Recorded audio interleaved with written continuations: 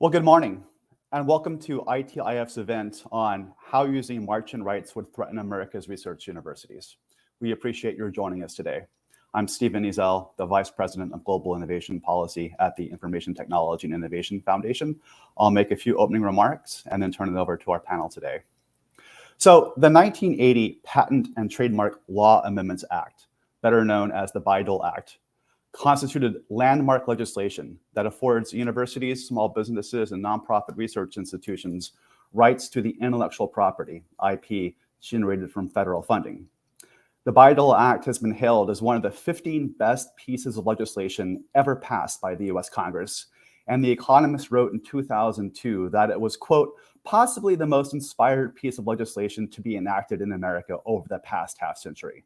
More than anything, this single policy measure helped to reverse America's precipitous slide into industrial relevance.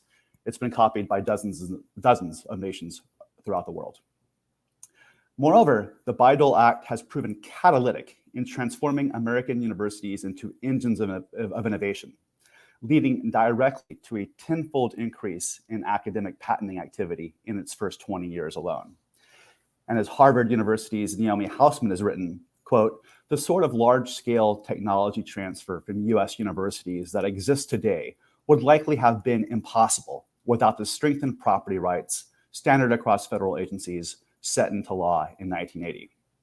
And by creating a pathway for technology commercialization, the Bayh-Dole Act has played a critical role in unleashing the potential of innovations and discoveries made in laboratories throughout the United States with the help of taxpayers' money. The Bayh-Dole Act includes so-called Marching rights that permit the government, in very specified and limited circumstances, to require patent holders to license their intellectual property to others. The Act identifies 4 very prescribed circumstances in which the government can exercise these Marching rights. But now some civil society advocates are trying to expand the interpretation of Marching rights, contending they give government the right to use Marching rights to control prices for resulting products, whether they're innovative drugs, crops, or clean energy innovations. But as we'll hear today, Bayh-Dole's Marching provisions were designed as a fail-safe for limited instances in which a licensee might not be making good faith efforts to bring an invention to market, or when national emergencies require that more product is needed than a licensee is capable of producing. Indeed, the law's architects never viewed the price of a resulting product as a legitimate basis for the government to exercise Marching rights, which is why Marching petitions made on this basis have been consistently rejected and why Marching rights have never been exercised in the 42-year history of the Bayh-Dole Act. In our view, invoking Marching rights to manipulate drug prices would set a dangerous precedent and potentially upend a very effective system that has become the bedrock of university-led research and innovation advancement. With that introduction to today's session, let me introduce our panelists and turn the conversation over to them. Also noting that we're going to welcome your questions via the Slido application, which is found on the event webpage at the bottom of the stream, and we'll take those at the end of the session today. First this morning, we're going to hear from Mr. Ian McClure. Ian serves as the current chair of AUTUM, the Association of University Technology Managers, but in his day-to-day job, he is the Associate Vice President for Research, Innovation, and Economic Impact for UK Innovate at the University of Kentucky, where he leads efforts to translate University of Kentucky discoveries for the public good. Ian previously served as Executive Director of the UK Office of Technology Commercialization. He's also taught courses on the law and business of IP management at the University in Kentucky. He holds a degree in IP law from DePaul University. After Kevin, we're delighted to be joined by Mr. Kevin Walters, who is a public affairs analyst at the Wisconsin Alumni Research Foundation, WARF, which seeks to enable the university's research to contribute to helping solve the world's challenges. Kevin supports technology transfer and licensing for the university and coordinates communications with external stakeholders. Before joining WARF, he was an analyst at GE Capital. Kevin holds a PhD in US history from the University of Wisconsin. After Kevin, delighted to have with us Kirsten Leute. She is a partner at Osage University Partners, a venture capital fund that invests exclusively in startups that are commercializing university research. At OUP, Kirsten was responsible for relationships with over 100 academic institutions that partner with the fund. Prior to joining OUP, Kirsten was an associate director at Stanford's Office of Technology Licensing, and she holds an MBA from Santa Clara University. After Kirsten, delighted to have with us two startup companies that kind of show the how this effective system of technology development and transfer from universities to the private sector works.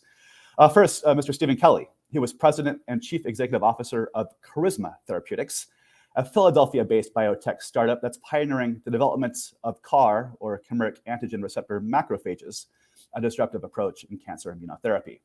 Stephen has over 30 years of experience in leadership positions in the pharma biotech industry, including previous stints as CEO of Pintian Therapeutics, CEO of Theracrine, and chief commercial officer for BioVex. Stephen holds an MBA from Cornell University.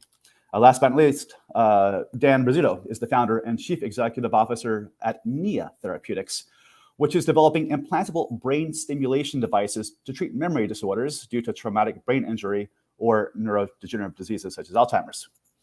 Dan was previously project director of a DARPA-sponsored program at the University of Pennsylvania on cognitive neuromodulation that originated some of the technology that NIO is now commercializing.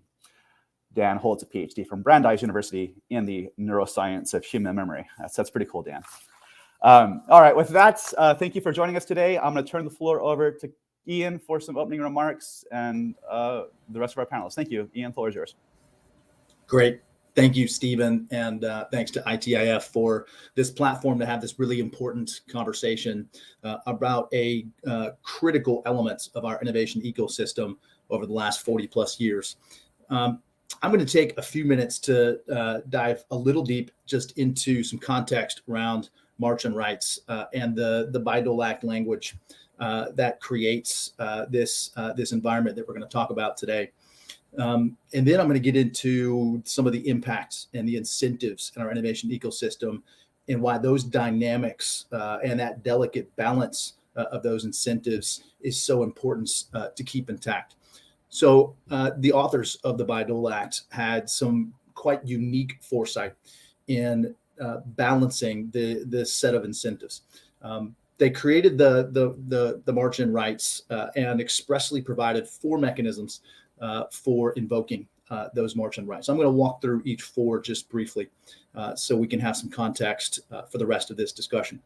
The first mechanism under which march-in rights might be invoked is when the contractor or the patent grantee has not taken or is expected to take effective steps to achieve practical application of the subject invention in its field of use. Now, key here, I'm gonna harp on 2 words in this mechanism, which is the contractor or the patent grantee. So again, that would be in this case the research institution or the university that contracts with the federal government to receive the research funding. This is key, as I'll get to a couple of the other mechanisms and the language that they use for those mechanisms. But in this case, it's requiring that the research institution, the contractor with the federal government, to take effective steps to achieve practical application. Now, recall that those universities, those contractors, the tech transfer offices that represent them in the capturing of this intellectual property or the transferring of it out into the market, their role typically stops short, right, of product development, clinical trials, funding that venture across that chasm to get the product to market and that investment. Their role is in capturing the intellectual property, identifying proper partners, and then partnering with those partners to move that technology and advance it forward. The second mechanism for march-in rights is when it's focused more on health and safety or urgent circumstances. It's when the action is necessary to address the health or safety needs that are not satisfied by the assignee or their licensees. Now, key here is the difference, adding or their licensees to this. But this is more about sort of urgent health and safety circumstances, and the typical analysis of this mechanism focuses more on public availability to ensure that there is access through public means to the technology in times of real need. The third mechanism is when interference is necessary to meet requirements for public use of an invention on reasonable terms, as specified by the federal regulations. And these requirements are not reasonably satisfied by, and I'm going to highlight here 3 words, the contractor, the assignee, or its licensees. Now note that this mechanism adds or its licensees, whereas the first mechanism did not. So key here is that we are holding the contractor or the licensees, the partners with those universities or research institutions to the words of this mechanism, but on reasonable terms is typically the language that trips most people up. The analysis from those that misunderstand the purpose of margin rights typically read on reasonable terms and go straight to pricing. And unfortunately, that's not the purpose of the margin rights and the delicate incentives that is kept by the authors of the Bayh-Dole Act.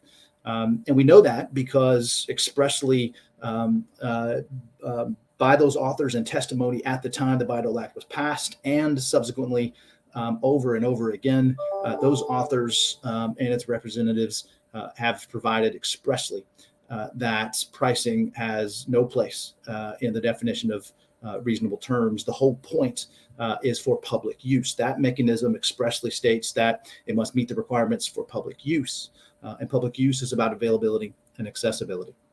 Finally, the fourth mechanism is when the agreement is required, to satisfy what's called Section 204, which is all about substantial manufacturing, benefits that run to the U.S. So substantial manufacturing or supply in the U.S.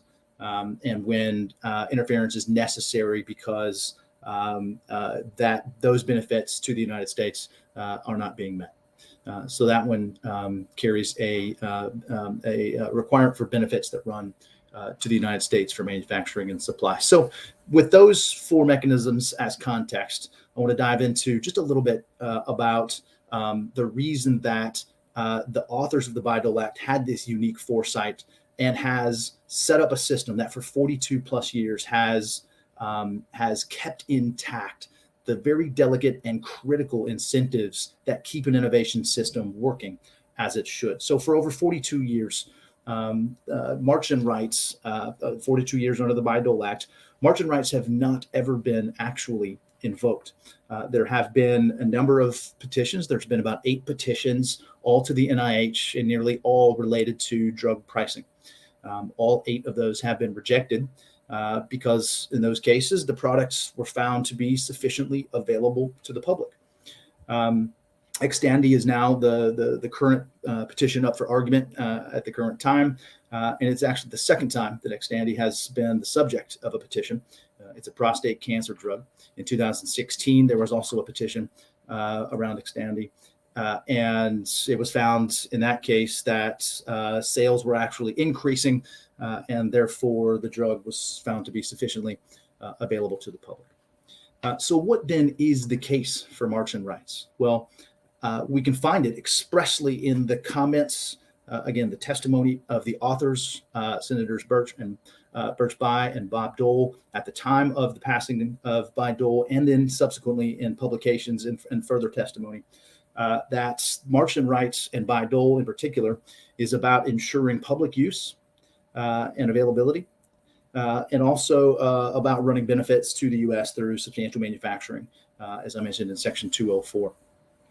Unfortunately, many believe that the goal of margin rights is to manipulate pricing and to ensure low or reasonable pricing. But that's just not the case. So let's talk about why that's not the case. Bayh-Dole is emulated around the world. Bayh-Dole, as Stephen just mentioned, has been picked up across the world because of the success in keeping intact a very delicate innovation ecosystem and ensuring this incentive to move technologies into market for public use and to ensure public-private partnership to effectuate that result. It's critical to point out that as Elmer Stotts, the President Johnson's Comptroller General, has stated, that not a single drug had been developed when patents were taken from universities. And so under Bayh-Dole, enacted in 1980, prior to Bayh-Dole, these patents were not held by universities. In fact, I think there were only about a handful of universities that even had patents at the time. Today, there's almost 300 universities that hold patents. And not a single drug, right, had actually been developed when patents were taken from universities. Since We have nearly 200 drugs, vaccines, and therapies that have been developed through research, federally funded research at universities, and then universities transferring those through public-private partnership. The U.S. is the world leader in pharmaceutical research today. We conduct half of all of the global pharmaceutical research in the world, but it wasn't always that way. The U.S. actually were never responsible for more than 15% of all new active substances being introduced to the market until Bayh-Dole was enacted. The system for ensuring public-private partnership through Bayh-Dole is critical to that growth and dynamic. Bayh-Dole, again, makes no reference at all to ensuring low or reasonable prices. And again, it's paramount that we actually look to the unique foresight of the authors of that bill and their express testimony that pricing has no place, again, in purpose for margin rights. You see, margin rights can't just be about price of a drug or even all drugs, right? Bayh-Dole and the system that has been created, the innovation ecosystem here, has created one where I mentioned a handful of universities had patents prior to Bayh-Dole. And only a handful of those universities, innovators, were actually bringing their discoveries forward. Today, we're in an innovation ecosystem where we're seeing 26 to 27,000 invention disclosures brought forward per year, 7,000 plus issued patents to universities per year, 800 plus new products created annually, 1,100 plus new startups created annually out of this ecosystem. And we have to say, well, why is that happening where it did not happen prior to Bayh-Dole? Well, it's all about incentives, right? And those incentives are kept intact by the significant investment that it takes to cross the chasm to take a product to market. You see, drugs don't happen to be in the pharmacy directly after research. There's an entire process that requires an enormous amount of risk tolerance and investment. And for someone who has led tech transfer office activities and has been in the conversations between the university and a startup, or a startup and an established drug company, for example, to talk about the amount of investment it will take and the risk that investment must take on, with an assumed degree of failure, right? The incentive to make that investment still, knowing the risk at hand, is critical, because if we eliminate that incentive by using margin rights to manipulate pricing just for a single drug, right, or a handful of drugs, right, we can't forget the chilling effect it will have on the entire ecosystem to move these products to market. $38 billion is spent at research institutions and universities on life sciences research annually. $90 billion is spent on clinical trials and de-risking activities to move those discoveries into products for public use. We can't forget about how important that $90 billion is to the product development and go-to-market process to make these drugs available. That's an enormous investment that the government is not going to pick up the tab for. And it is critical that we keep the Bayh-Dole system intact, that encourages and endorses and creates incentives for public-private partnership, so that the risk tolerance can be had to move these discoveries to market. And it's critical that we look expressly at the language of Bayh-Dole and the testimony and public statements of its authors, who had the unique foresight that it was going to be paramount to keep these incentives intact, to encourage that public-private partnership and to encourage the risk tolerance required to develop products from these discoveries. With that, I'm going to pass it to Kevin for some additional thoughts. Great. Great. Thanks to Ian and Stephen for the introductions. I think one of the great things about having the chair of your professional association precede you is it makes it a lot easier to explain what you do. So I'm at the Wisconsin Alumni Research Foundation, which we call WARF. And everything that Ian just said, that's what we do specifically for the University of Wisconsin-Madison. So WRF is an independent supporting organization with the tech transfer office for UW-Madison, and we also provide grants back to university in support of their research mission. One of the unique things about WRF is that we date back to 1925, which makes us the oldest technology transfer organization in the country, supporting a university. And that gives us a different perspective and a little bit of a longer perspective. And I'm here to share a little bit of that.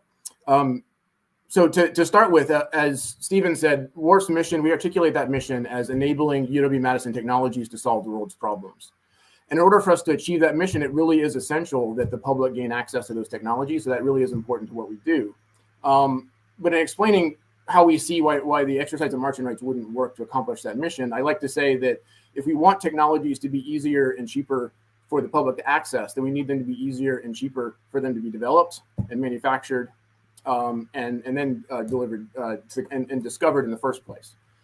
Is what I would say. And we just don't think marching rights is going to do that. It's going to make the process more complicated. It's not going to do anything to create more investment in the process.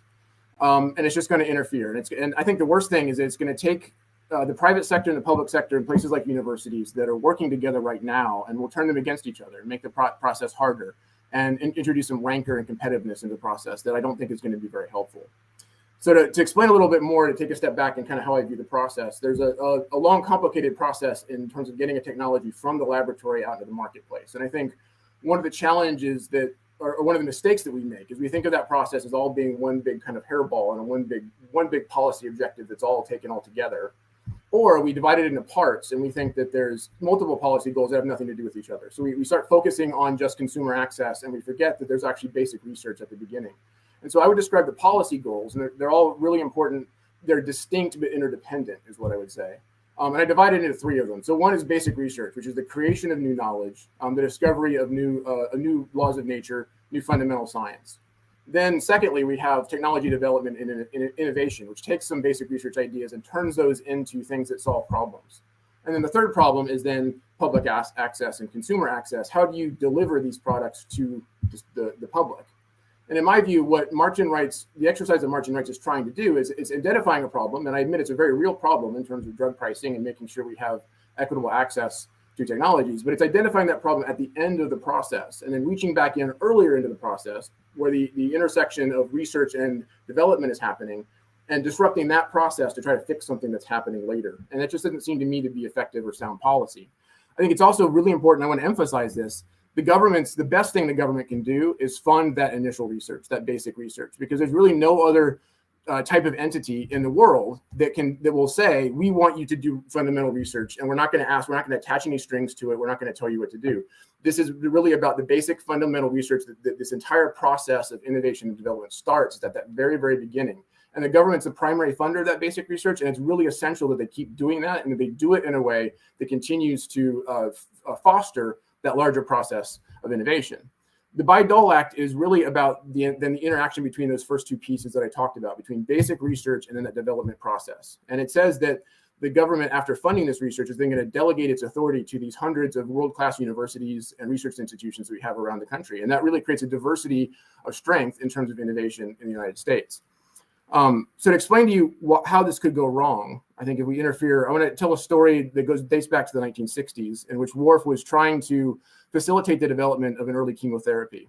And we had collaborations that were already existing when we stepped in between the National Institute of Health, which had, again, funded the fundamental research into biochemistry. Then we had the American Cancer Society, which had more targeted research trying to cure disease. And then we had the university involved, which actually provided the infrastructure and the personnel that were conducting the research. And we had a drug company that was Hoffman La Roche that it was doing the development work and had their own personnel working on this process. At the time, there wasn't really a standard process for how all these work together. There wasn't a national policy. There wasn't a congressional act. There was an executive order that said the federal government owns any research that it had funded, but that was basically it. And that executive order had to be interpreted by different federal agencies. So WRF stepped in. At that point, we'd been around for about 50 years, and we'd been facilitating these kinds of arrangements. And so we wrote a letter to NIH. We basically said, look, we're going to patent this, and we're going to use that patent to try to work with Hoffman La Roche to develop this drug into an actual product that can actually cure disease and help patients. NIH said, we're okay with that. And so we went ahead and we patented it. We divided the patents equally between Hoffman Roche and the University and the American Cancer Society. So the University and American Cancer Society had half the patents, and then the drug company had the other half of the patents. And then we facilitated contracts between all of these entities and developed a development process. And that led to the development of a successful drug. The problem was that several years later, after the government had not really been involved in this process, there was the General Accounting Office came in and basically criticized NIH for giving this away and saying that they had not really followed the executive order according to their interpretation. So we had a disagreement here between two different agencies in terms of how this executive order should have been interpreted.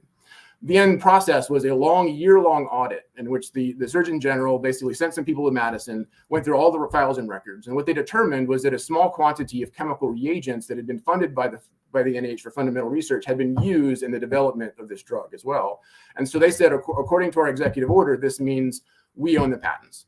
And what they came in and did was effectively canceled all the contracts that Wharf had negotiated and unraveled this entire arrangement. Now, in the short term, this didn't disrupt the actual development of that particular drug. The drug is called 5-fluorouracil, or 5-FU, which is easier to say.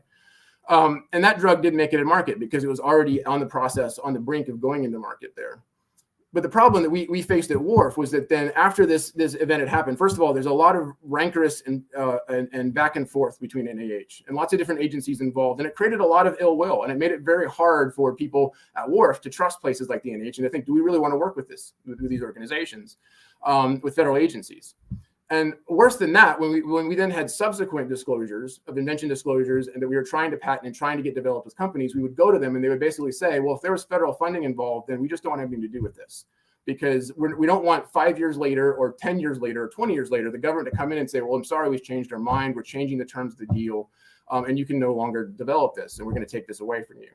And so we had our invention disclosures were something like, I think there was something like 30 a year in the early 1960s. And by the end of the 1960s, they had dropped to virtually nothing. We were getting basically no new inventions, to the point that we had a patent lawyer who was running our organization, and he actually retired early and turned it over to a business manager thinking, we'll just become a passive endowment because, well, there's nothing left to do because the federal government, as I said, the federal government funds most of the basic research in the country. So if the federal government comes in and says, we own this, then organizations like ours aren't able to then collaborate with the private sector the way that we would like to. And so that's my basic concern. And I really have some concerns when I hear arguments when people say things like, what do the taxpayers get out of this? The taxpayers are funding all this research. What are they getting out of it? Well, what they're getting out of it are hundreds of research universities that are a world-class system that's the envy of the world. They're getting thousands of researchers every day who are helping us better understand the way the human body works, the way the physical world works, the way that chemicals interact with each other, all these kinds of things. And it's not just drug development. It's things like quantum computing, artificial intelligence, clean energy innovations. All of these things are happening. And at the same time, these universities are creating burgeoning, growing economies around their communities. We need to get better at that. We need to make sure that's more equitably distributed, that we have more regional diversity in how we fund all of these things. But we really need the government to be with us at the beginning and not at the end interfering and coming in and disrupting the process. And so that's my take, and then we'll pass it on to our next speaker. Thank you very much. Great. Thanks a lot, Kevin. And Ian and Kevin, your remarks were terrific. Stephen as well, just to open this subject. I'm coming at this conversation just from a bit of a different perspective. Although my background is in technology transfer, I did that for almost 20 years. I moved over 6.5 years ago to OUP, which is Osage University Partners. We're a venture capital firm that invests in startup companies out of academic research institutions. And we invest in all sectors that research institutions are inventing in. So therapeutics, med devices, diagnostics, software, advanced materials, semiconductors, clean energy, et cetera. All those areas are areas that we invest in, but we do invest very heavily in the therapeutics area. As Stephen mentioned earlier, we're partnered with about 100 different academic institutions in all sorts of geographies across the United States, but also in different countries around the world, looking to invest in startups. And we track those startups and look at them as possible opportunities for us to invest in.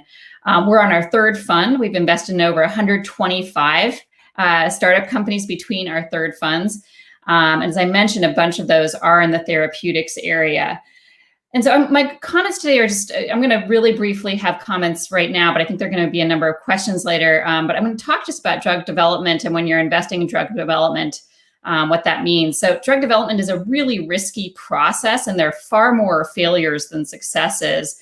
And all of those failures and successes, they cost a lot in order to get to the points where you find out, okay, this potential drug is not going to work, or yes, it will work, but it wasn't maybe quite the way we thought it would initially, and perhaps it's not going to be as broad of an indication, et cetera. There's a lot of moving parts that are going on with this drug development process and the startup companies that are working on it. So more and more drug development of new drugs happens through startup companies. I know we have two companies that are going to be talking after me. And you can look at the autumn numbers just to see how prolific these startup companies have been over the past, particularly couple of decades where this has been tracked. The large pharma companies and biotech companies of old have really scaled back in many ways their own R&D efforts and look to smaller entities to help fill those early therapeutic pipelines. And incentives such as patent rights are needed to be in place in order for startups and the investors who invest in those startups to develop these technologies in the first place. The investment that goes into these therapeutic startup companies will be in the hundreds of millions of dollars, even up to the billions, prior to potentially there even being a product out on the market.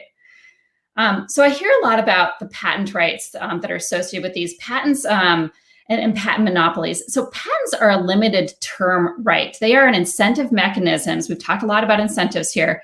Incentive mechanisms that countries across the world have put in place to incentivize innovation so that all of the funding that is put into the innovation, some of it can be recouped down the line.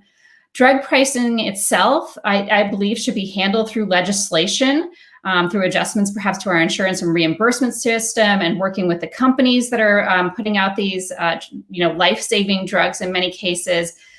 But doing an end around that would weaken the US patent system, such as through these margin rights for federally funded research, is just not the right way to go. Margin rights, as was been said, were developed and put in place by Senators Birch Bayh and Bob Dole for certain particular situations, and this is not one of them. So we really want to promote our patent system, and we don't want to do something that will make it less likely that the remarkable innovations from our federally funded research will make a positive impact on patients' lives. We want these innovations to keep having these impacts that they're having on patients' lives right now. And from the startup perspective, that is not something that is potentially going to weaken the patent system, which is how I see this. So I'm passing on then to one of our startup companies to go next and talk about their own perspectives. Thanks, Kirsten. Appreciate the introduction, and thank you to the ITIF for inviting me to participate. So I'm Stephen Kelly, President and CEO of Charisma Therapeutics. We're a private company based in Philadelphia, founded around technology licensed from UPenn. Our mission as a company is to empower the human immune system to cure disease. And our goal is to do that by driving the discovery and development of macrophage-based therapeutics. Our first initiative is focused around chimeric antigen receptor macrophages for the treatment of solid tumors like breast cancer, colon cancer, and the like. Now, that's for the non-technical people that are watching this. That's what does that really mean? What is a chimeric antigen receptor macrophage product? And it really comes down to an immune cell. So everyone probably recognizes that there are many hallmarks of cancer, and one of them is the ability for cancer to evade the immune system. We have an immune system that seeks out and eliminates things that shouldn't be there, whether they're viruses or bacteria or cancer. At some point, there is an anomaly where the cancers are able to evade. Now, what we want to do is take an immuno-oncology approach where we, again, mobilize the immune system to attack cancer and eliminate it.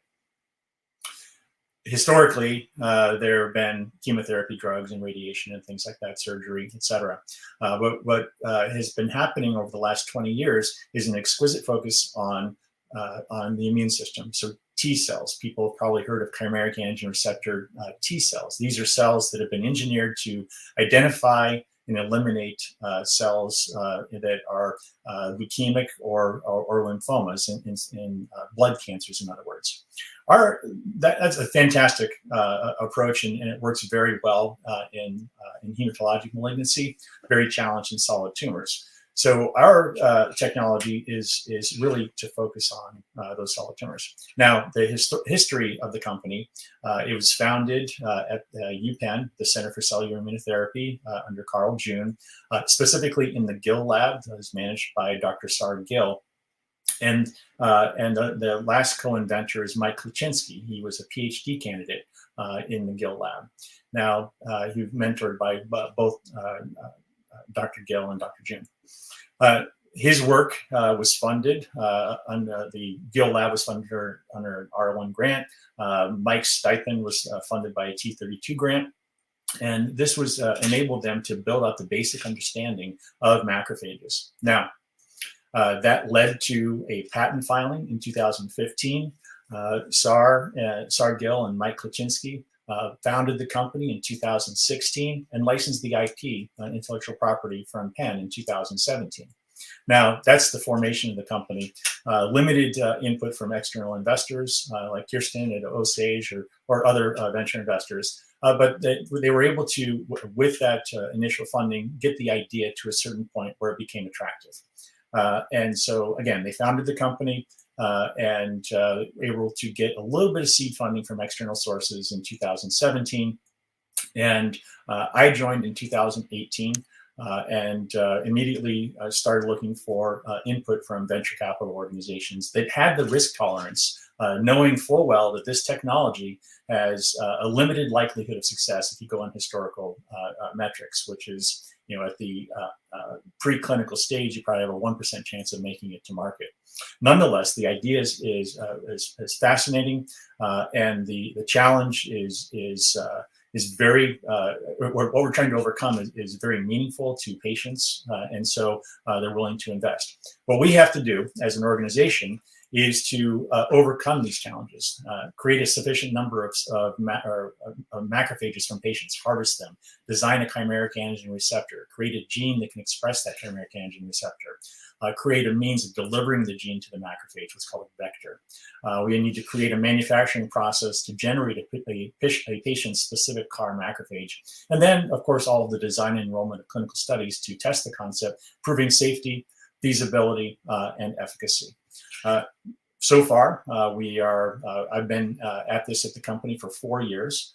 We have raised $120 million of venture capital investment. We raised another $80 million of capital from other investors. And while that may seem like a lot, $200 million in total, that's just the beginning. We are currently in a phase 1 clinical study, and we've treated 7 patients. To get to the point where it would be acceptable and demonstrated safe and efficacious, sufficient to receive FDA approval, there are dozens, if not hundreds, of additional patients that we have to treat, and hundreds of millions of dollars to continue to develop this technology. We have an iterative process. We're going to optimize our approach. We'll generate our clinical data, establishing the proof of concept. We'll optimize this approach, change what needs to be changed, and eventually testing and clinical studying, hopefully culminating in an approval. I think it's really important to recognize that the foundational work was done at UPenn by scientists. We were able to bring it into a company, get funding from venture capital organizations that have a risk tolerance that's appropriate for creating an idea and moving it forward. And eventually we'll have to seek other investors that have even lower risk thresholds, public investors, et cetera, pharmaceutical companies that, as Kirsten said, are often looking at ideas. They're outsourcing their research and development to biotechnology companies and then licensing those in. So it's a constant de-risking process over up to 10, 12 years in total before we can finally have a product on the market. So I just wanted to give you that flavor and how the creation of an organization works and why Bidol is very important for us as we go forward. So I'll pause my comments there and pass it to another small company and pass it to Dan. Thanks, Stephen. And thanks to the ITIF for the opportunity to talk today. It's been a very informative panel. So I'm the CEO of NIO Therapeutics, and NIO is developing a precision neurostimulation therapy for the treatment of memory loss. Over 27 million Americans currently suffer from memory loss. That's 1 in 12 people. And this can be from a variety of causes, from traumatic brain injury, which most people don't know, but memory loss is actually the #1 symptom of having a traumatic brain injury. There's also mild cognitive impairment, which is often seen as an early form of Alzheimer's disease. Alzheimer's disease itself, one of the most burdensome neurological disorders affecting our society today, and even age-related memory loss. We're all probably a little bit familiar with that process, where it doesn't arise to the level of an actual diagnosis, but over time, age-related factors decrease memory function. And for patients who are experiencing these symptoms, it can be really life-altering. These patients have trouble with forgetting. They forget appointments and events, birthdays. They can have trouble conducting their monthly finances, cooking for themselves, driving around town. They often withdraw from social activities due to embarrassment about their condition. And most of the time, they end up unemployed as a result of their condition. And so this diagnosis is devastating, not only to patients, but also to their families. And the big issue here is that there are no effective treatments currently available. Yeah, there are a few drugs available for Alzheimer's disease, but if we're being honest, they don't actually work. And new modalities are desperately needed in order to address what is ultimately a global health issue and crisis. So the smart neurostimulation system is being developed by NIO Therapeutics, and this is personalized medicine for the treatment of memory loss. Our platform includes both implantable and wearable components, an implantable brain stimulator with a wearable earpiece that communicates up to the cloud that in a secure manner to personalize the therapy for each patient. Our technology understands the neurological signals related to memory function and develops a therapy that is personalized to each patient's unique patterns of brain activity. This is technology that I developed along with my scientific co-founder, Dr. Michael Kahana, at the University of Pennsylvania with over $24 million in funding from DARPA and the Department of Defense. It's based on over 20 years of research into those neurological underpinnings of human memory in the lab of my co-founder, Dr. Mike Kahana. And we've identified the neurological correlates of human memory and developed artificial intelligence algorithms that predict memory lapses based on each patient's unique patterns of brain activity. Using a prototype that was funded by DARPA and tested at Penn, we've demonstrated significant memory improvement, verbal memory improvement in neurosurgical patients, humans. And we've shown that we can improve verbal list learning ability by about 20% in these neurosurgical populations. And we believe we can further improve this efficacy over time through better surgical targeting of the stimulation electrode. And so you can ask, well, what does a 20% improvement in verbal memory actually mean? And it's significant. So verbal memory improvements are associated with reduced disability and increased productivity. Verbal memory is the type of memory that is most impacted in patients with memory loss. These list learning tests are exactly how you diagnose the transition from normal cognition to Alzheimer's disease or mild cognitive impairment. In patients with traumatic brain injury, recovery of this list learning ability of verbal memory, it predicts the ability to return to work during the normal recovery process after a traumatic brain injury. If you're lucky enough to recover your memory during that period, that predicts a return to work. And if you're lucky enough to return to work, the degree of verbal memory, list learning ability predicts your on-the-job performance. And it's one of the only predictors of return to work and on-the-job performance. It also predicts long-term reductions in disability. So we believe that these improvements in verbal memory that we've demonstrated acutely in these neurosurgical patients will translate to increased quality of life and increased productivity in patients with memory loss. And NIA is really part of a neurotechnology revolution that is happening worldwide right now that's driving transformative quality of life improvements for patients.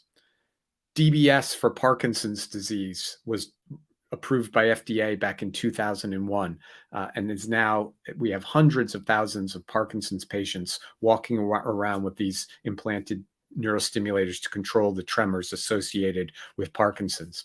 Epilepsy, DBS for epilepsy was approved back in 2013, and we now have patients whose epilepsy is controlled with brain stimulation. Patients who were formerly blind can now see again thanks to retinal prosthetics.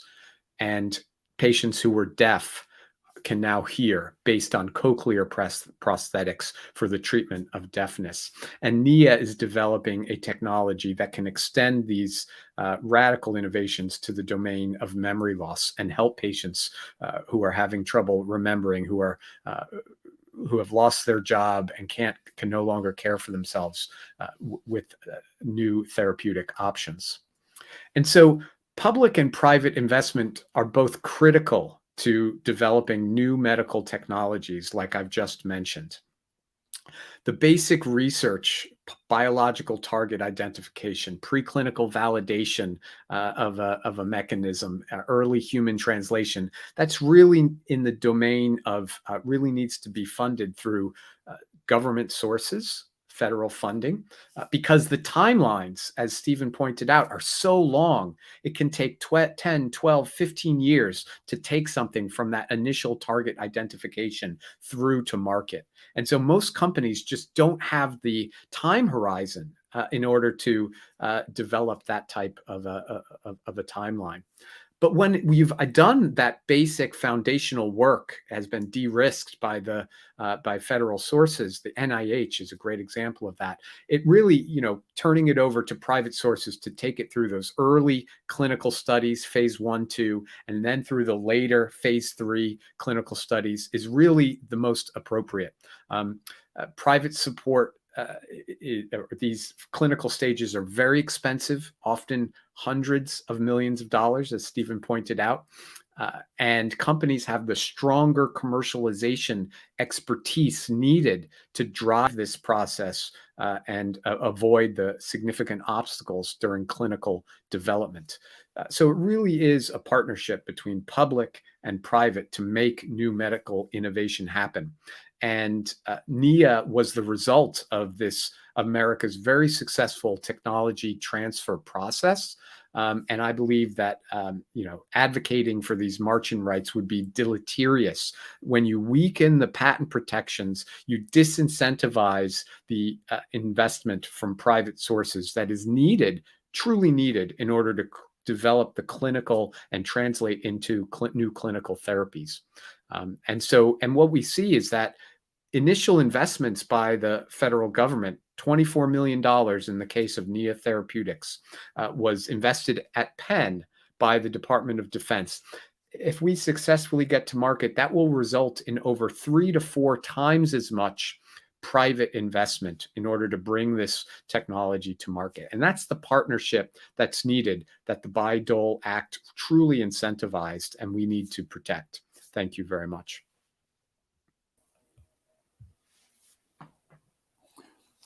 Well, Dan, that was excellent. Thank you. As were the remarks from all of our speakers, really appreciate it. In our view at ITIF, and as we move into the Q&A phase, I'd like to remind the audience that we welcome your questions via the Slido app. We'll have a few moderated questions first, and we'll turn to the audience Q&A. But, in ITIF's view, one of the biggest differentiators in America's innovation ecosystem today versus that of other countries is that we have truly turned our universities into engines of innovation for our society. I think the latest data shows that about 40% of US universities have some sort of formalized innovation incubator or accelerator on campus that helps student, faculty, commercialize technologies, launch new companies, have access to mentors, et cetera. So what I want to ask is, now Congress is considering legislation, the U.S. Innovation and Competition Act, the Senate, the House America Competes Act, that would, depending on how this gets enacted, invest as much as $250 billion over the next 5 years in the U.S. innovation system. Are there specific programs that are being contemplated in any of these packages that you would view as particularly helpful to continuing to animate America's university-based innovation system? Stephen, if you don't mind, I can jump in with a couple of comments on that. Yeah, it's interesting. We talk about the Bayh-Dole Act being enacted in 1980, and we're now 42 years running under this system, which has worked, and it works quite well in encouraging the public-private partnership. Unfortunately, one sort of lack of foresight in developing this ecosystem is the lack of funding for tech transfer offices to resource themselves to actually provide these services. Most technology transfer offices are actually probably under-resourced in the need to really equip the amount of inventive activity happening on our campuses with the right services, talent, and personnel to advance these technologies forward, form those partnerships, help create these startups, find funding and follow-on funding, proof of concepts, processes, accelerator programs. Tech transfer today has evolved to a very robust process being led by these institutions. And it's a process that is not sort of done. It's not done easily. It's a challenge, and it's resource constrained. The Senate passed USICA bill has actually in it section 2109 titled Academic Technology Transfer, which purports to, for the first time ever, set aside $4 billion, I believe it was, to fund those resources, to equip our institutions with the personnel, the assets, the programs needed to move more of these things into market. We've done quite well, to be honest. And many people, I think this is lost on many people. Technology transfer offices today are almost solely funded by the institutions themselves, right? And we do this with a top of the totem pole mission of moving these technologies to market for public benefit. We've done, it's sort of the unfunded mandate, right? Because the federal funding comes in, we handle these research results with tons of promise, and the universities are left to sort of resource on their own these offices. And it's time for the federal government to fund those resources. And so we've seen that in the Senate passed USICA bill. America Competes Act also has measures in it to equip this ecosystem, this tech transfer ecosystem, with additional resources. It doesn't go quite as far as the express language in section 2109 of USICA. But I can tell you that would be a game changer and would be enormously impactful to this ecosystem to move more of these inventions to market. Excellent. Stephen, I can offer some historical perspective on that. I think one of the things I like about these bills is that it is the money that would go to institution building.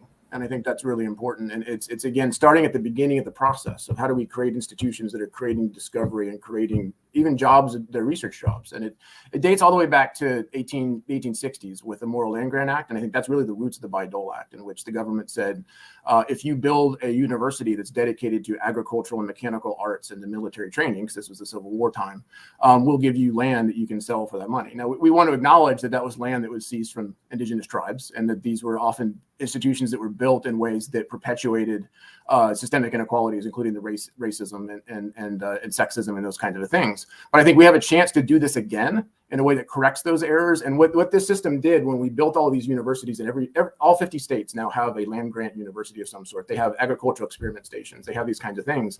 This is updating this for the 21st century. With instead of agricultural and mechanical arts, we're talking about innovation and the innovation economy. And I think it's really understanding that let's start at the beginning. Let's build the institutions. Let's give them that money. And then let's trust these states and these universities to build institutions that are well suited to their regional economies. And I think that's what's really great. And we have a chance to do that in a way that honors our native tribes, that overcomes barriers of racism, and really the diversity of geography that we created, we can now expand that to ethnic diversity and gender diversity and all of these kind of things. I think that's really what we need to be doing here. And so there's another component of these bills, which was originally called the IDEA Act. And what it would do would voluntarily collect demographics from patent holders so that we can better understand the gaps in the groups that are underrepresented within the innovation ecosystem and try to find ways to help them become more involved. And a lot of studies show that there's just enormous potential that we're missing by not making an inclusive innovation system. The more that we do that, the potential is we're really at just the tip of the spear in terms of understanding the kind of innovation that could come if we solve these problems. Yeah, Kevin, we wrote a report in 2016 called The Demographics of U.S. Innovation, where we looked at U.S. patent holders across tranches in like 5-decade periods. But essentially, we found that less than 15% of innovators in the patent pool were African Americans, and about 12% were women. Real underrepresentation. And yeah, with regard to the congressional legislation, I think two things. One, if the federal government today would have to invest $80 billion more in R&D just to get back to where we were as a share of GDP in 1983. So first, I think the legislation overcomes this gap we've been developing in federal funding. We're ninth in the OECD compared to our peers.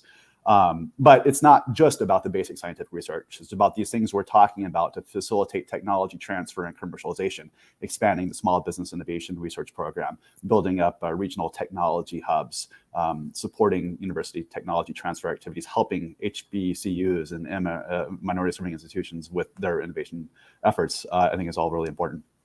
And for those watching in Congress, appreciate your leadership on some of this legislation.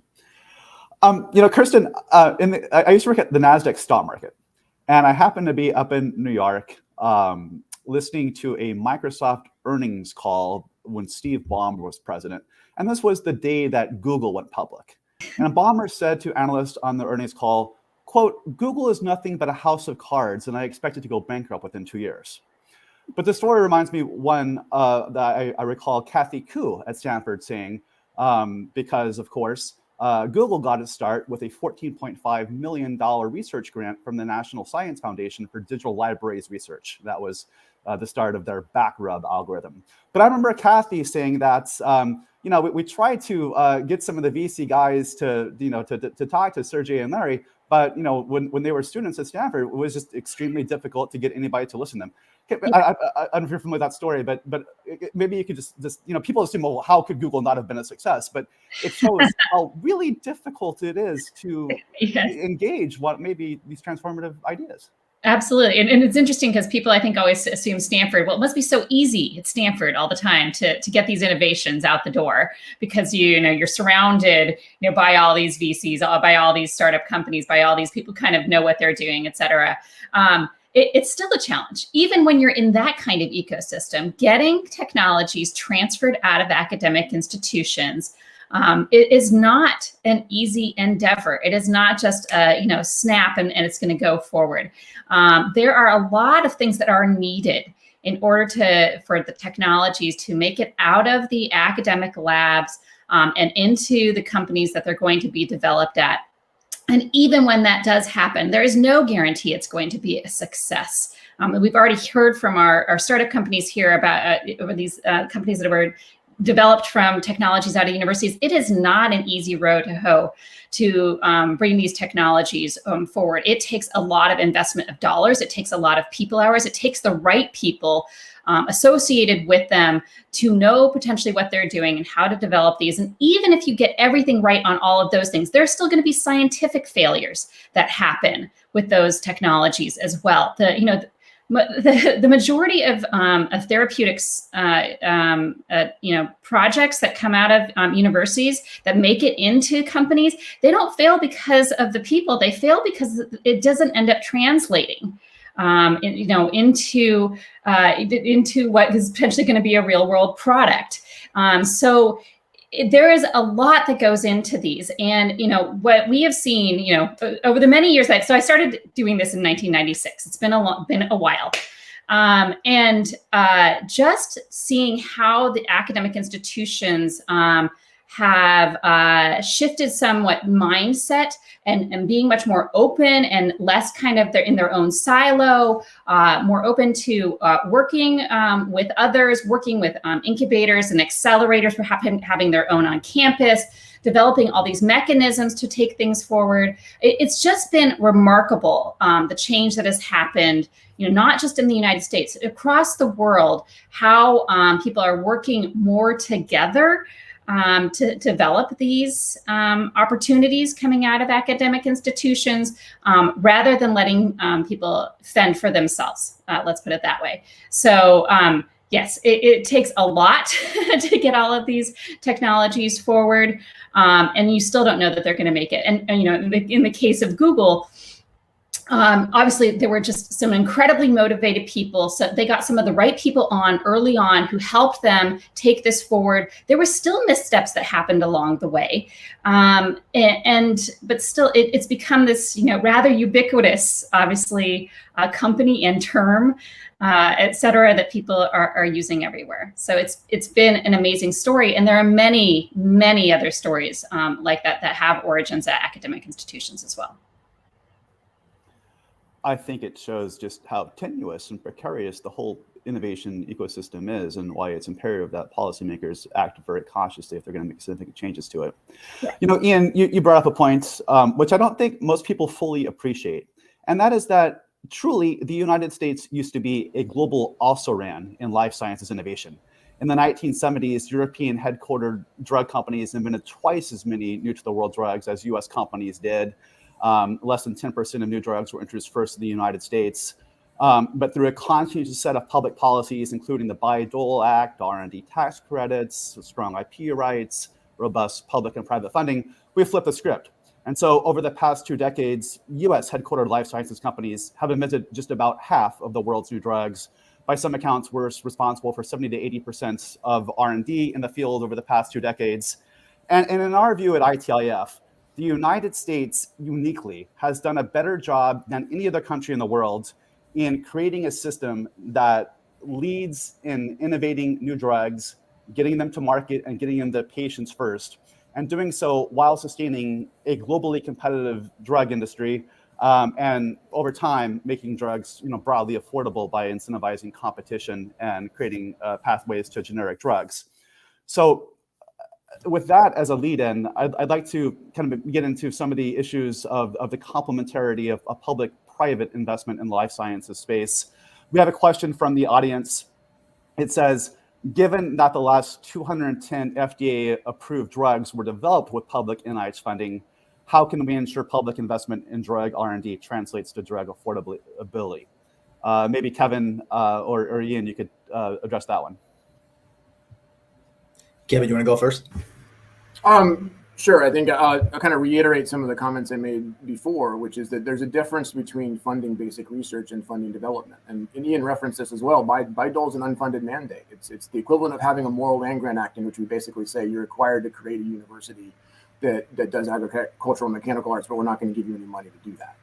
And I think we need to have a difference. I actually get very concerned when we start saying things like, well, the taxpayers funded this drug. Why isn't it cheaper? Well, it's like, well, the taxpayers funded fundamental research into what creates cancer in the human body. And then the drug company came in and worked with a tech transfer office at that university to develop this drug. And so I'm not saying that the university, that the government shouldn't be spending money later down in the process. I'm just saying that right now they don't really.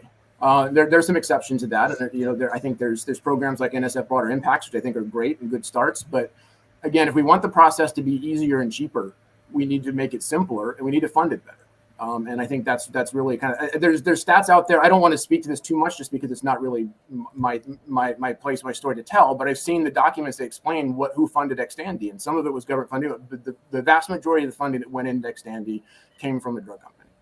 I think we just need to be clear about the reality. I'm not trying to deny the problem here. Let's be clear about the numbers. I'd like to add, Kevin, that's spot on. And I'll take it even a little bit further to explain just a couple of additional details on how this works from an economic standpoint as well as, and I'll get back to sort of the need to keep intact this delicate balance of incentives. In the Xtandi case, I think it's public information that the federal funding that went into a basic research discovery of the small molecule, right, was about $500,000, I think. Then the investment to turn that small molecule into a drug that's available to the public was $1.4 billion, right? So you can't say that the sort of the taxpayer dollars funded Xtandi when we're talking about 500,000 compared with 1.4 billion of private investment to actually get that drug to market. Now, one thing that also gets lost on people when we talk about these dynamics and we start doing these calculations on profitability, and they start saying, well, still the price of Xtandi, if you look at just general profitability and what they spent, what it costs, profitability is still, a certain amount of over, given different perspectives over what it might need to be. But people forget that the investment in developing these drugs is about a pipeline, and the reason that profitability of drugs needs to be a certain amount is not to cover the profitability with respect to that single drug's investment. It's about the overall investment into all of the failures, right, that we have to test, because every one of these small molecules that comes out of our research institutions has promise. Right? They all have certain data around them that could show efficacy, but we still have to, test toxicity and lots of other things that cause these things to fail in clinical trials.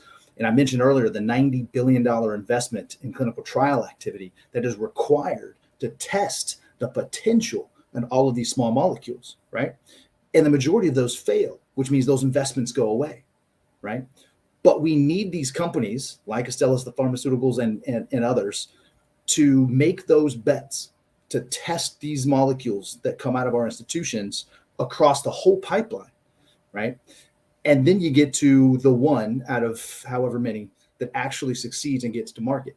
And unfortunately, what's going to happen is if we remove the incentive at all to test any of them, we won't, or to test a single one, right? Let's just take Xtandi, for instance, then none will get tested.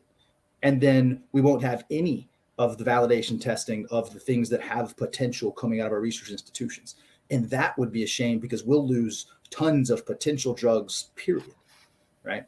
And so we have to talk, when we talk about the profitability, we have to talk about the investment in testing the potential across the whole pipeline. The majority of those fail, some succeed, and then those are sold.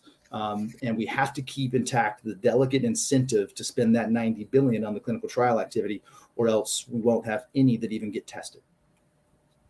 That's a great point, Ian. And the latest data published in Nature suggests that failures during clinical development are about 90% of all drug candidates fail in clinical development. So that means only 1 in 10 are successful. So that 1 in 10 has to carry the costs of those of the other 9, which is substantial, as you're pointing out.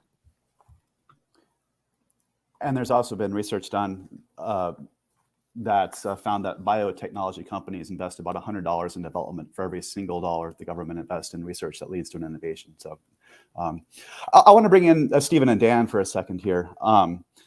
Stephen, as I understand, the latest data suggests that we're living longer, at least pre-COVID, and that today 1 in 2 American women and 1 in 3 American men will contract some form of cancer in their lifetimes. But the economic value of the technologies you're developing and Dan are just so significant. I understand that if we could find a cure for cancer, it would be worth $47 trillion in net present economic benefits. If we could find a treatment or a cure for Alzheimer's, we could save $220 billion within the first 5 years. Could y'all, maybe comment on the value that the drugs and therapies that you're developing can bring for society, how that might impact how you would think about pricing your products, and if the government 1 or 2 decades hence had the ability to come in and say, well, we don't like your price on that product, what that would do for your innovation system. I mean, maybe I can start and talk specifically about cancer and sort of where we fit. I mean, the numbers you shared are real. There is a significant proportion of the population that's going to contract cancer. I think there's significant morbidity and mortality associated with cancer, with over 1 million people dying each year of cancer. It's the third most common mortality driver in the U.S.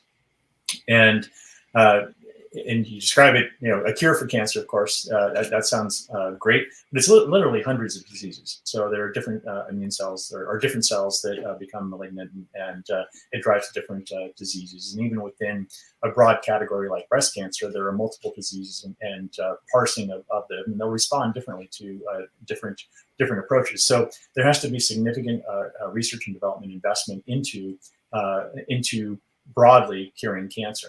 If you think about what we're doing, we're at the very early stages. I tend to think of 2 analogies on where the drug development process. One is a funnel, and that is that there are hundreds of basic research innovations that are occurring at academic research institutions around the country. A few of those, not a majority, but a few of those rise to the level of a significant breakthrough, and then those are licensed out through the technology transfer offices of these institutions. And then it goes to a small company that goes and knocks on doors of venture capital institutions that you try to convince them that this great idea with no clinical data whatsoever is going to transform the treatment of cancer. I personally have made hundreds of calls to venture capital organizations trying to attract that investment. I have 14 investors. And so like you talk about 1 out of 10 drugs make it through market. 1 out of 10 VCs have said, oh, that's interesting. Maybe I'll take a bet on this. And they have to put together a portfolio of investments that, knowing full well that, I don't know the exact number, but probably 70% are going to fail.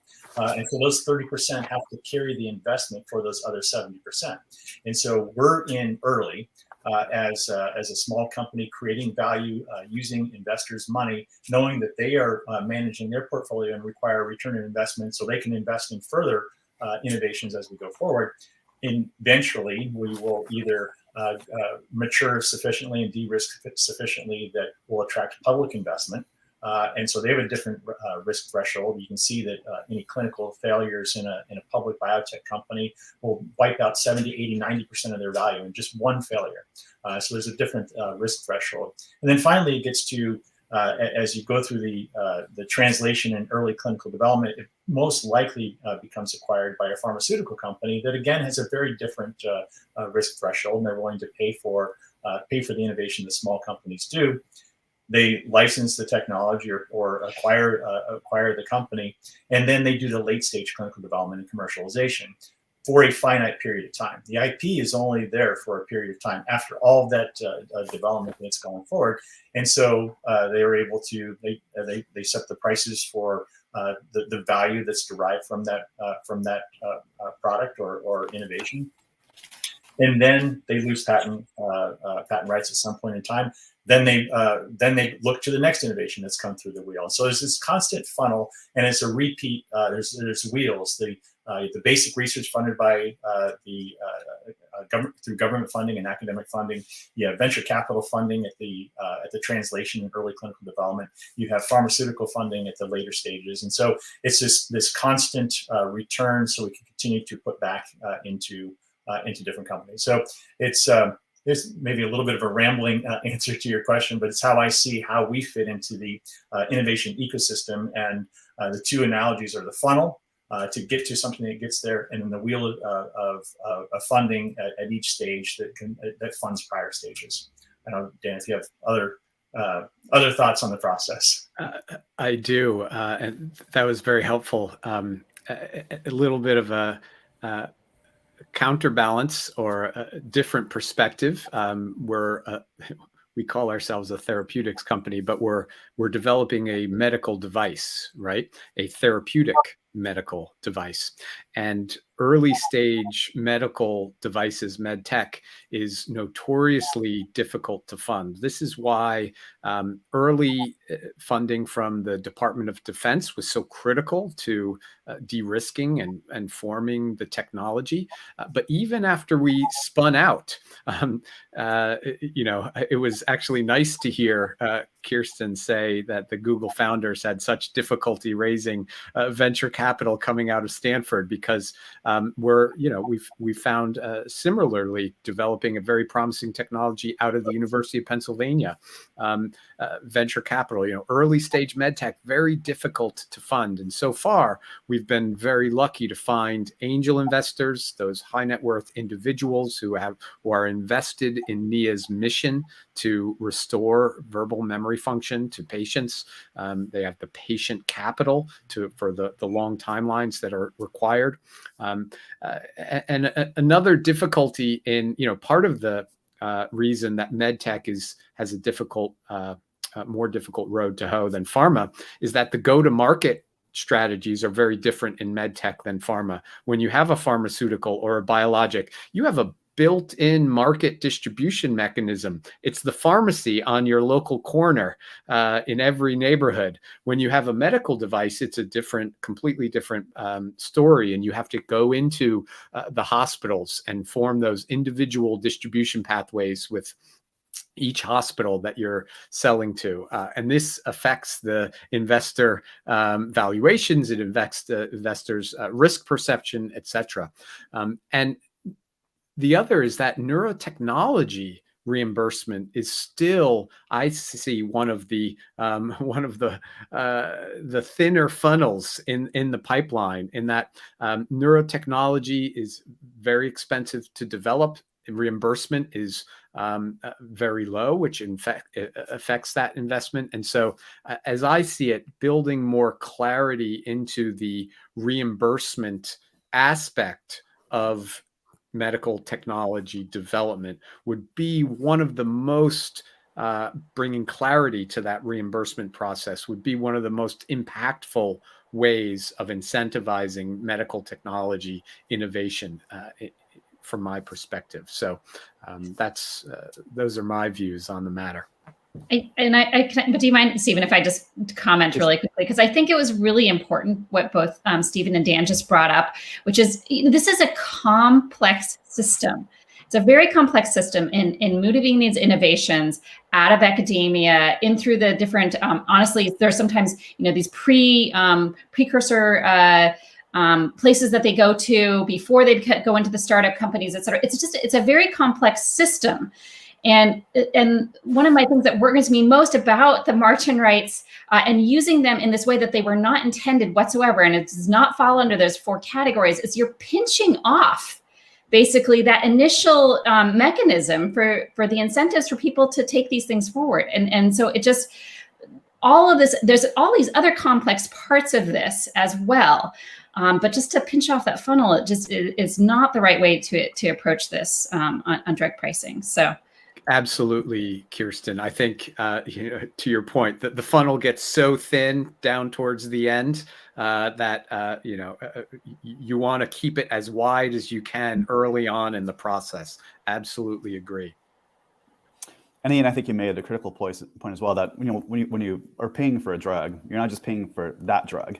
You're paying both for all the failures that went into trying to create that drug, but you're also paying for innovation in the future, because the pharmaceutical industry in the United States is the world's most R&D intensive industry, reinvesting 24% of its sales in R&D. 22% of its workforce is in R&D, which is about a quarter of America's R&D workforce, and about 8 times more the average U.S. industry, right? So when you buy a drug, you're not just buying that drug. You're investing into an innovation ecosystem that supports the development of that drug and many others in the future. Want to get into a couple more audience questions.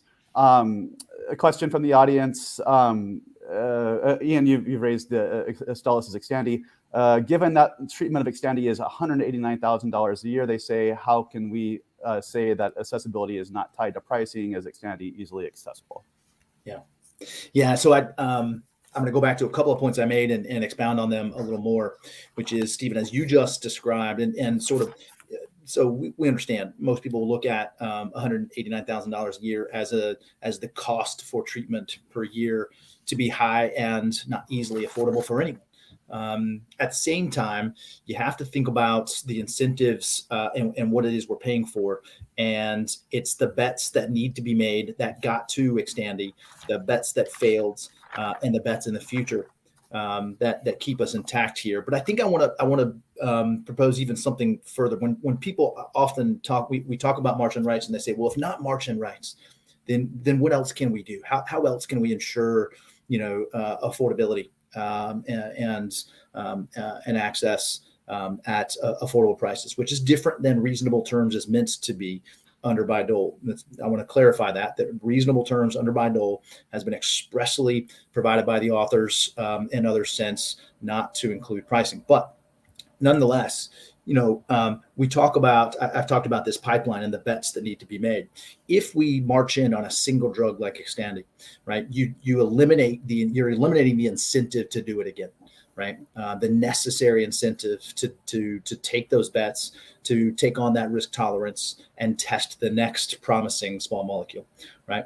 But if there was a different way to actually increase the incentive or keep the incentive intact, and it's about profitability, right? So the more bets you make that fail, right, the lower the profitability that you have on the one that actually does get to market.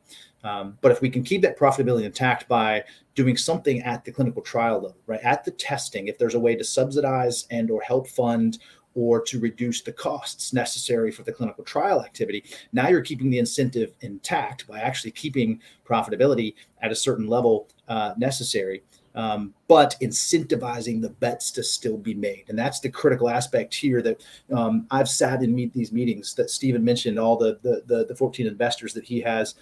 Dan, I'm sure, has been in many pitch meetings raising money. I've been in hundreds of those meetings on both sides of the table, representing investors or the IP owners or the startup company with the technology.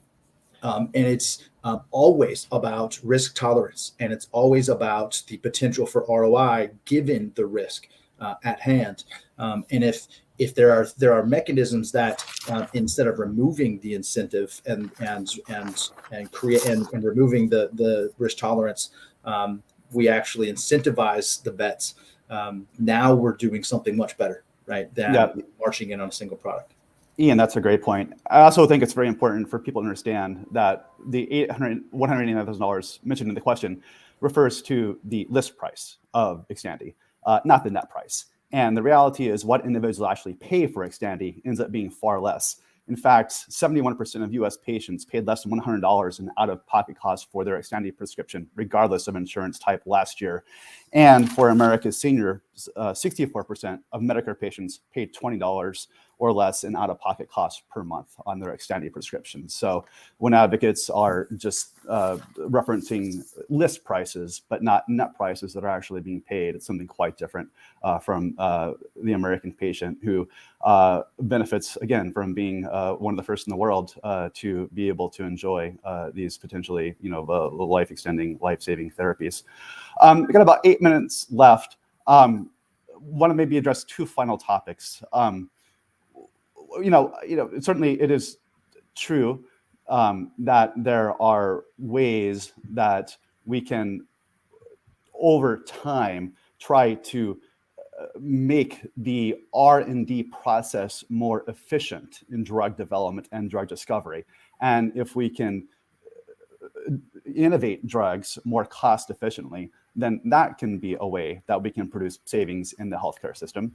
Also, I think it's important to recognize that when we look at the cost of drugs, we have to look at where the costs are actually being incurred by the system.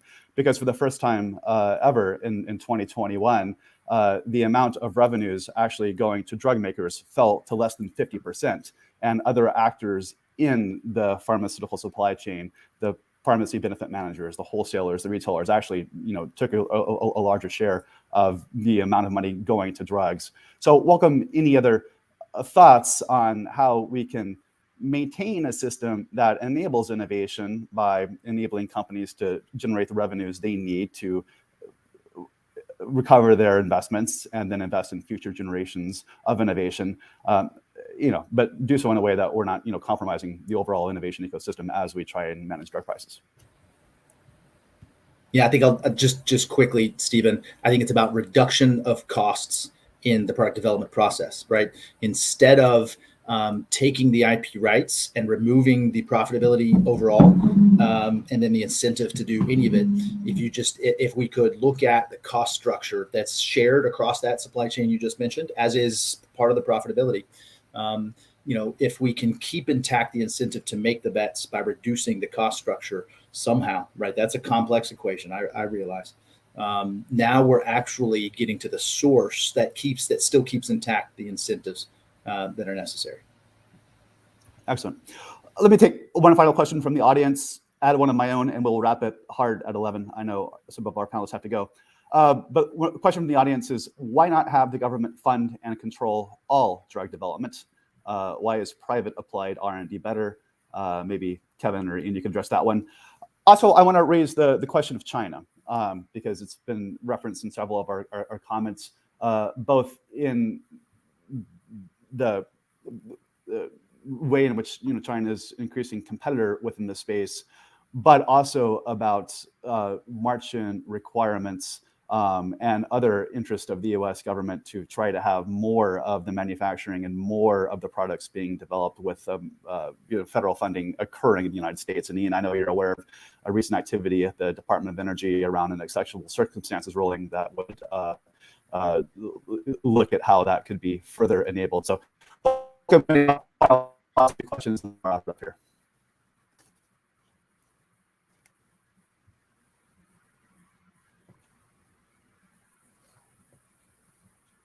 Looks like Stephen's having some connection problems there.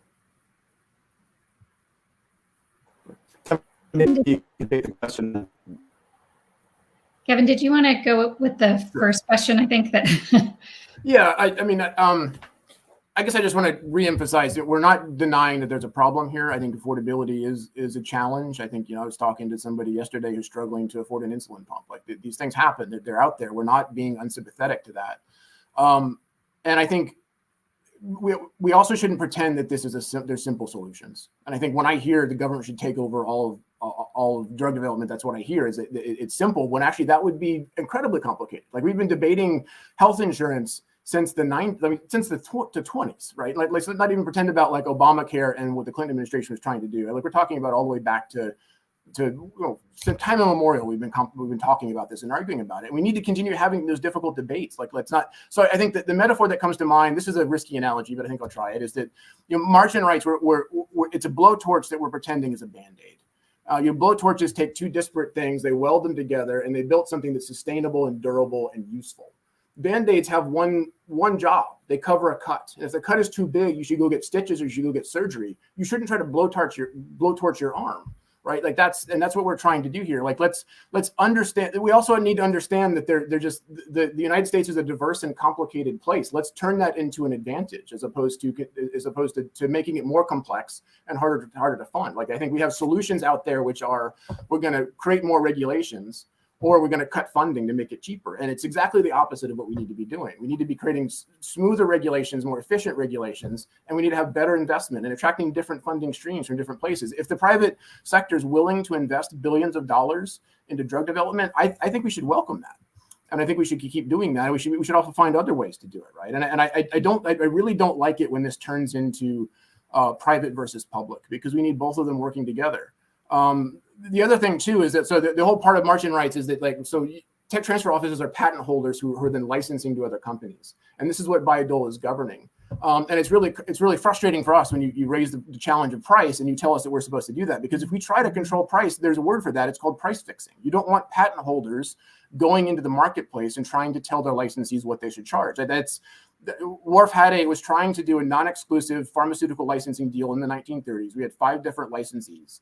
And they were arguing with each other about price. Some of them were trying to undercut, some of them were trying to overcharge. And so we stepped in and we said, there's a price range you can charge. Well, 10 years later, and again, this seems to be a pattern that the government wants to fix things 20 years after the problem has already happened.